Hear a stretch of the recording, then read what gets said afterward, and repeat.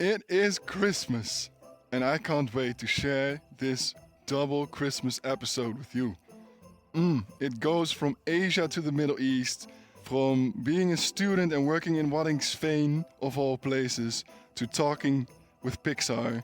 I don't even know what to say in the intro. Just let us know what you think. If you're listening to this in the holidays, and even if you're not, just curl yourself up in a nice blanket, lay back, enjoy, and join us in our conversation.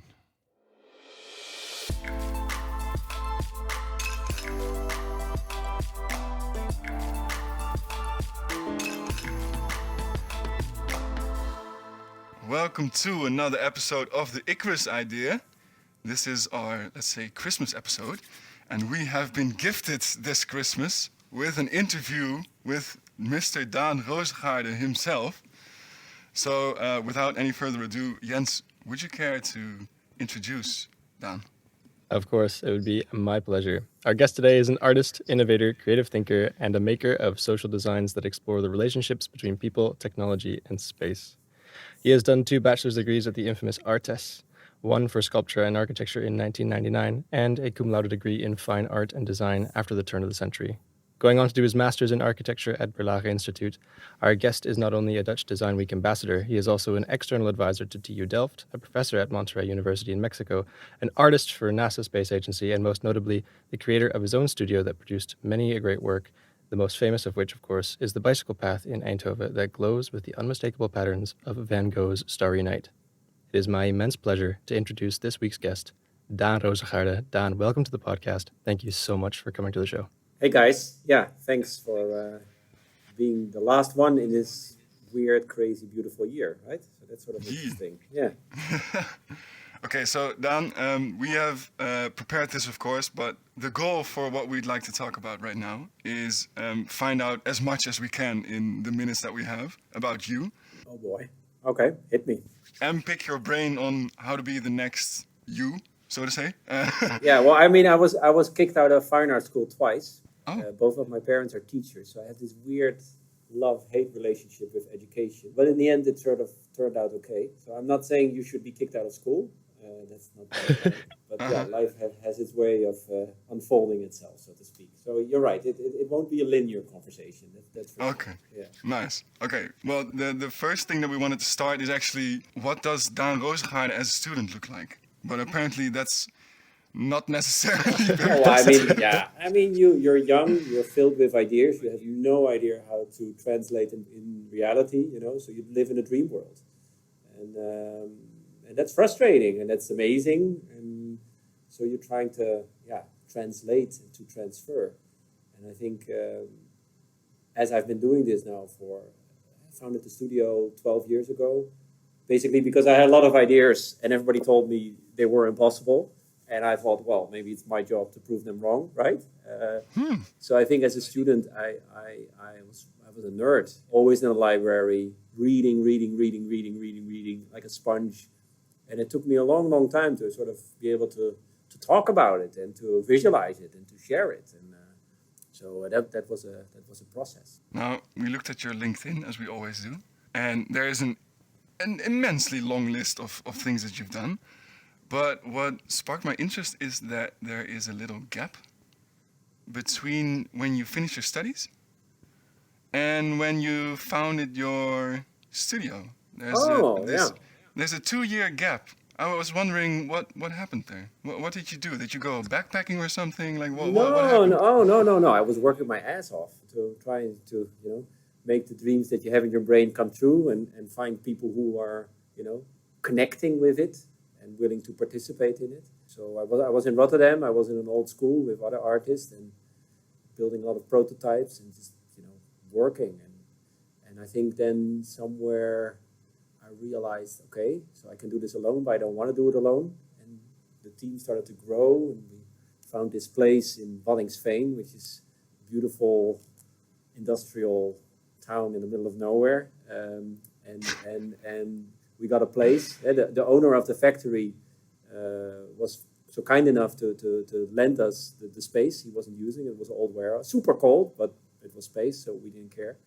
And then we started to make We made June, thousands of fibers which react to the sounds and motion of people walking by. And I think it was 2006, 2007. And I saw the first visitors walking through them in an exhibition in Amsterdam. And I could see the look on their face and the reaction, watching them from a distance. And I'm like, now we're onto something.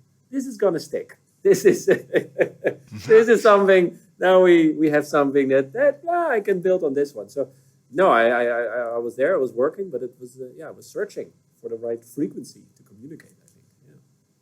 Yeah. Did you ever feel lost in that search?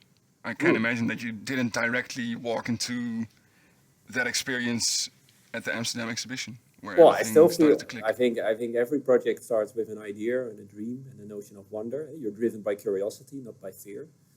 But I think even now, I still, you still sometimes, well, not lost, but sort of, you're searching for the right focus. And every project has its own story. I mean, you make things, and the making also makes you, right? So you sort of, it's not bowling, a big sphere that you roll and then you hope you hit something. It's ping pong. It's a small, cheap ball, and you tick, tick, tick, tick, tick, and you build up the story. So there's a lot of uncertainty, and you need to somehow deal with that. But that's part of the magic. And I think the more you get used to the creative process, the more you want. And so we did Afsluitdijk, the Gates of Light, and then we did that, which was 2-3 years of really intense working and collaborating, and then we're like, okay, let's do something with space junk, right? Let's do something with space. So if you can do more, you want more. And I think we call that in the studio Maya, most advanced yet acceptable. If you go too far, you die. Nobody cares. Your girlfriend dumps you. People are afraid of you. But if you stay too safe, it's boring or nobody cares. So finding the edge of what is and what is not possible. That's the real design process, so to speak. So fear, feeling lost, curiosity, they're all there, and I promise you, they're still there. Yeah. Well, it's comforting to know that they're still there, even when you're in. I think everything changed, nothing changed in that way, right? Yeah. So the first time I came across your work was the Smog-free tower. I was completely fascinated by the collection of carbon and the cleaning of our atmosphere. And I do want to ask you more about that later if we get to it. But before we go off in that direction, I want to talk about something else that you said during the TED Talk. You said that in this ever-evolving, more technical world, our human skills such as empathy, curiosity, and beauty will be more important again, and that our creativity will be our true capital. Yeah. This is, in my eyes, an amazing utopic vision, right? But you prefer to call it a protopic vision. Can you explain a little bit about what that means? Sure. Yeah, so we live in a hyper-technological world, right? I don't have to explain it, and that's influencing the way we live, the jobs, maybe you're educated for jobs that by the time you'll get there, they have disappeared or they have changed dramatically. I mean, 80% of the stuff I'm doing now, I was never educated for, right? So it's like, so the world is changing and technology is changing, the self-driving cars, optimization, the way we communicate and share. But does that mean that we as humans just become robot food? No, of course not. It just means that our human skills, our desire to learn, our desire to explore, our desire to create will become even more important. And so that's the World Economic Forum, which I'm part of, did a research. What are the top 10 skills you and I need in 2022 to become future-proof? And they all include creativity and learning and listening and adapting. All the things a computer or a robot is actually quite bad at. So as the machines are getting smarter and smarter, we as humans must focus on our human skills to be different, to separate, and to remain in harmony. And I think creativity is one of the things computers are so bad at and we are so good at. And so that's what I mean with creativity is our true capital. And the more we realize that and we address that in the way we live, the way we design, the way we communicate with each other, the more future-proof we will become. And that's the Protopia. It's not a perfect world we will never, ever reach. I hope it's not a dystopia where we'll just become the robot food. But it's a Protopia, prototype, step by step. We don't know how it's going to look. You don't know. I also don't know, believe it or not. but we want to be part of that change, and so that the learning and doing part. But I think it's really important to be driven by curiosity and to understand and really feel the importance of creativity. So, Absolutely. Thank you. If I'm not mistaken, the way I interpreted it from like the research that I've done on the protopic vision stuff is that this creativity is actually key in the Protopia. Protopic? What's the Protopia. Protopia is a phrase by Kevin Kelly, one of the co-founders of the Wired magazine, and he coined that 25 years ago, and I fell in love with it. Yeah. So you're right. I mean, creativity is definitely one of the driving forces behind that. Yeah. Because we need to be able to imagine each next step before we can actually make it, right? Right. So that's the deal. So if we cannot imagine a better future, we won't get there. Very simple. So that's really interesting. So the future is not today 5% less worse. If you would have a relation with your boyfriend or your girlfriend or your mother or your grandma, you would say, okay, dearest, next year I'm gonna, love you 5% more, or be less nice 5%. Huh? That would be a really weird way to describe that relationship, right? I'm sure your girlfriend or boyfriend will dump you, as he or she should. But in a weird way, that is how we describe our relationship with planet Earth and climate. Eh? It's all about numbers and doing less. And so we don't want that. But what do we want then? And that's where the power of design and the power of imagination starts kicking in. We first have to imagine, to wonder, to think, to dream how we want the world to look. And only then we can construct, engineer, prototype, and realize it. And I miss that in the world of today. We're not curious about our future. We're just scared or mute, right? If you look at the news, where are the interesting statements about the future? And I'm not talking about grand, perfect world, but just sort of, guys, what are we going to do? Wait for some kind of, like, what do we want?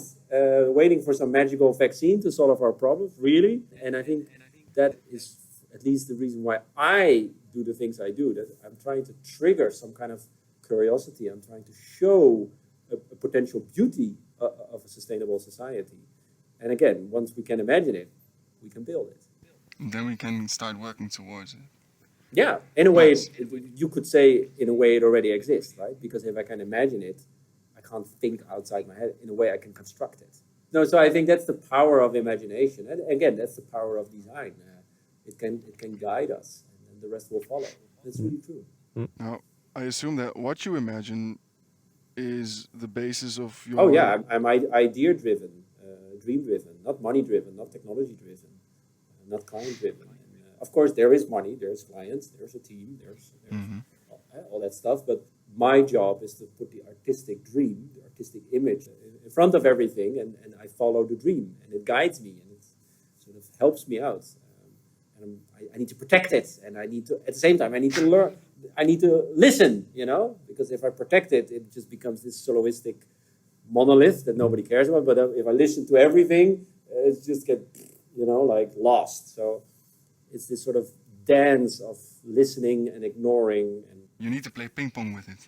Yeah, it's a dance. It's literally, and that's literally what if you ask me how does the day of Daan Roosegaarde look like, that's literally what I've been doing today. 6,000 games of ping pong with final edit of a movie, prototype. Just like tick, tick, tick, tick, tick, tick, tick, tick, and then trying to, find, the artistic essence in a way. And then it's finished, and then you go to the next one. Yeah. But it's not the magical, ta-da, wonder idea. That's there, but that's only 1%.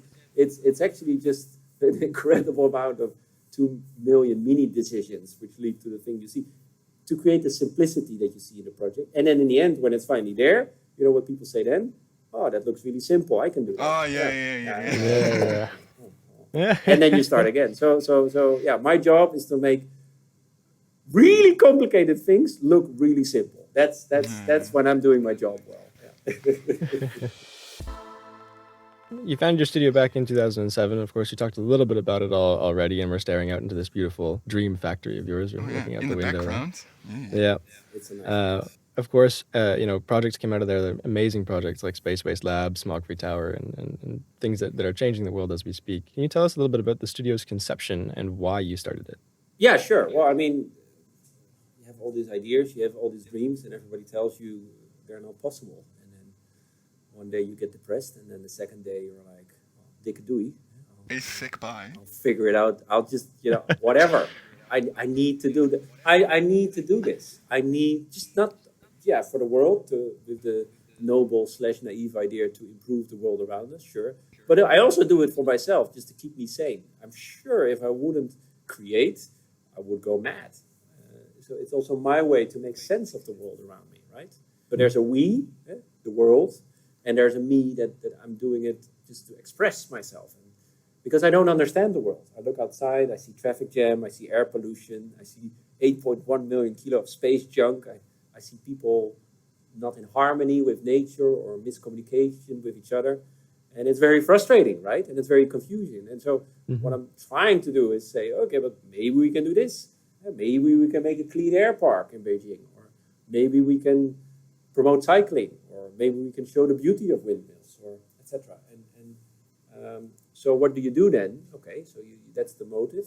You surround your with people who are smarter than you in some degrees. That's really fun, because then the growth start to kick in, and you make an artist impression, like a sketch, and you put it on the table and you say, okay, this is it. I'm not 100% sure what it is yet, but it has to be ready in 3 months. And then you go. That's I'm sort of generalizing, but that's sort of how it works. Okay, so Daan, what you just said, you work with experts a lot. I think since we're industrial designers, which is kind of similar to what you do, of course, but it's on paper, I think, officially different. But one of the important aspects that we're taught or that we're told that we are good at is working with a lot of different people. Right. Now, I'm interested in how do you, let's say, absorb that highly technical knowledge of your experts? How do you collaborate with those people? Well, it's really important to put the idea and the dream central and let that guide you, because experts are great, but they're sometimes also trapped in their own smartness, right? And that's why a lot of times innovation never comes from the sector itself, mobility, energy, food, you name it.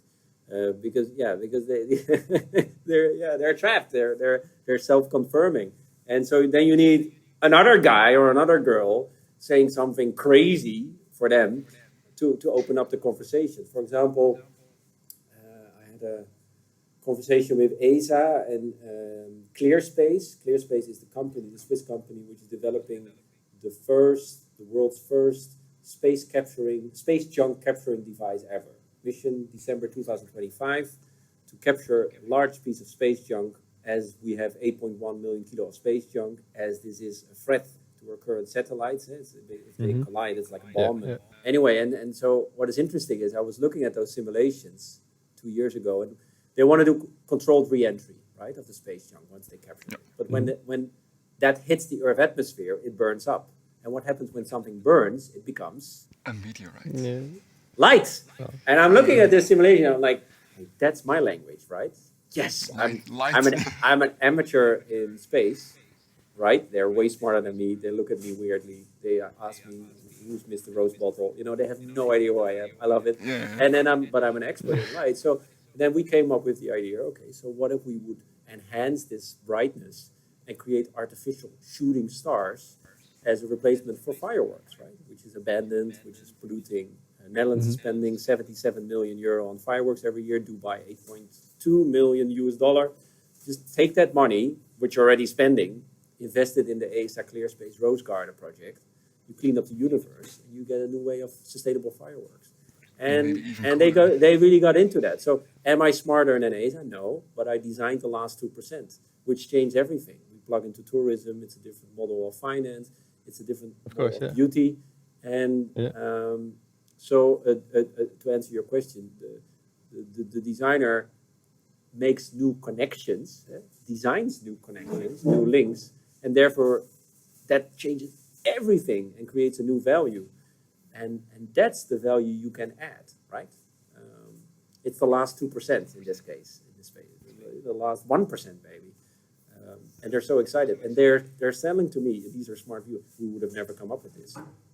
Like this is outside our scope, right? Yeah. And what is interesting now is as we have those meetings, is they're saying, oh, that's really cool because if we enhance the brightness, we can study the entering of the Earth atmosphere better. That it burns up.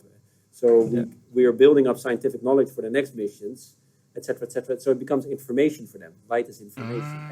As stars, as you look them in the sky, it's not just decoration. It's information, history moving towards us 300,000 kilometers per second, speed of light. So anyway, we get win-win again. And so suddenly you have a project. So be an infiltrator, find and create new connections, and that creates your value. And that is the only way to make these kind of projects happen, right? Yeah. So but this took me 2 years to figure this out. I'm not saying it in 1 minute, but this took me 2 years to figure out. This is the 6.5 million micro decisions that now look easy. Oh yeah. I'm telling you like it's easy. Like yeah, sure. Like we're having a drink at a bar, but this was 2 years of doing research, talking with the scientists, proposing. People look at me. Is he crazy? Is he genius? Maybe a little bit of both. Like that, this weird look, this rabbit in the headlight look that I get now and then. But now they're really happy, and now it's a real project. Yeah, I don't know. I think this is one of the coolest projects that you've done, to be, in my personal opinion. When we sent an email to Cézanne to ask if he wanted to be on the podcast, I think I told Cézanne about my mother over dinner talking about this Daan Roosegaarde is somewhere in Dubai talking to sheikhs about making meteorite showers. Yeah, that's thing, true. and it's amazing. And it just inspired And that's me. a true story. And it's interesting because when I present projects in Europe, people usually ask, you've done it before, risk management, liability. Is this going to work? Is this going to work, right? And when I go to Middle East or China, they ask me, are you sure this is the first time? Because they want to be the first. And okay, I mean, I'm generalizing a bit there because you have difference everywhere. But go to places where people are curious and challenge you and trigger you. Now, you mentioned that innovations don't always come from within an industry themselves. No. What we saw on your LinkedIn as well, and which sparked my personal interest highly, was that you had a job called artist at NASA. Now, Yeah, I still am. Yeah. I don't know what that means, but I do know that I want that job. Yeah, it's a really cool job. And they pay in Stardust, so that's even... Oh, sick. Now I'm definitely sure. That's really cool. Yeah, completely useless, but amazing. Yeah, no, so what NASA does, this is the Houston group. They're actually, communicating with the spaceships in the ISS, etc. Mm-hmm. And so what they realize is that super smart, but also, again, smartness can be a trap, right? It can create its own, prison. And so they invite external people with an open mind to talk about the future of space travel and of the design of the spacecrafts and what are we going to do. And for example, when they were designing satellites or spaceships, there was very linear, we just launch it and bye, we never see them again. And now we realize, shit, there's space junk, right? So we got to design them circular. Can we reuse them? Can they be, reprinted for houses on the moon? Or can we burn them up, those satellites, to burn up for plasma fuel to become fuel for satellites which ran out of battery. Anyway, think like a circle. And it's interesting because when you meet the designers of the first satellite, they never thought about that. They were linear, and I understand. It was just a different world. So anyway, so I talk with them every 3 or 4 months. I try to go there, and these guys are 50 or 60 years old. The girls as well. But there's the twinkle in their eyes. They're like, we're going to Mars. I'm like, yeah, I know. And it's like, I know, right? and it pushes me to be radical. One of our greatest Bibles, quote unquote, here is Creative Inc. INC by the Pixar founder, who wrote a book about how they started as a garage company. Steve Jobs walked in. 20 years later, Walt Disney purchased them for $1 zillion, and so they talk about creativity and how to grow creativity, to grow an organization, how to feed it, and it's really cool because what they do is they say plus me, like plus, like minus and plus. So what they do internally is say, okay, I have an idea, right? I have this crazy idea, and I show it to you. And you're a designer, or you're my grandma, or an accountant, or a nurse, I don't care. And don't tell me if it's beautiful or ugly, or you like it or not. Just from your perspective, make it better. Just make it better, plus it. That's what they do 8,000 times per day. And that's why their movies are so amazing. And the guys at Pixar, because I met them, were telling me that, you know, what's the movie of the fish called again? Nemo. Finding Nemo. Yeah. Okay, so that these are millions of euros productions, right? And all the smart people and computers. Okay, so they started the movie. They got the approval. Okay, let's go. And they're producing this machine, and then 2.5 weeks in production, the head of design woke up one night and asked himself the vital question: if you flush a fish through the toilet, will it survive the ocean? And nobody knew. So he stopped the production. Like imagine, like hundreds of people. You stopped the production. They created a team of water experts, fish experts, like the head of designs, to figure out for like 5 days if you flush a fish through the toilet. The answer was yes. And they're like, okay, so now we can finish the movie. Now we can continue. And you can say, incredible. Was that really important? Yeah, that was really, because it got to be real, you know. And in the same way with the gates of light, with lichtpoort, the light reflective buildings of the headlight. We realized, okay, it's going to be there 100 years. The rain will keep it clean, no maintenance. So, okay, in 50 years, the cars will fly, right? Okay, so more or less. I mean, we have the first prototypes. We see that popping up in the Netherlands and in Europe. So, okay, so it's got to work from above. So we got to make it work from above. First meeting, clients said, no way, Jose. You know, like we're over budget. And meeting 5, we got the approval. So it also works from above, which is, I think, cool in 50 years. And you know, on one hand, you can say, was that worth? Because I really made some people really frustrated about that. And they were really annoyed that I pushed it so, and I didn't let it go. I mean, I didn't make people happy with that one.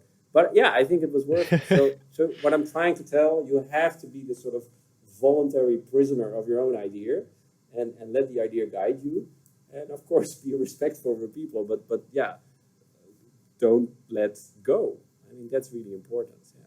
So I would love to build a city with Pixar. You know, I would love to go to the CEO of Pixar and say, okay, guys, you made some great movies. Now, you know, now let's design a car, or let's design a house, or let's design a country, right? I think that would be really cool. Yeah. Like Disney did with Epcot. Yeah, exactly. Yeah. But they haven't got back to me yet. So that's That's a shame. Maybe but they will. One day. Ooh. I think they would be great. They would be a great partner for me. Yeah. So that's it for the first episode.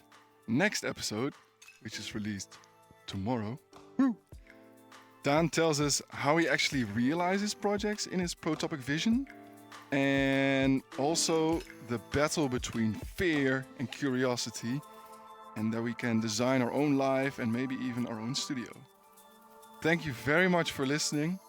Let us know what you think. Leave a comment or a DM or whatever you want. Happy holidays, and we'll see you in the next episode.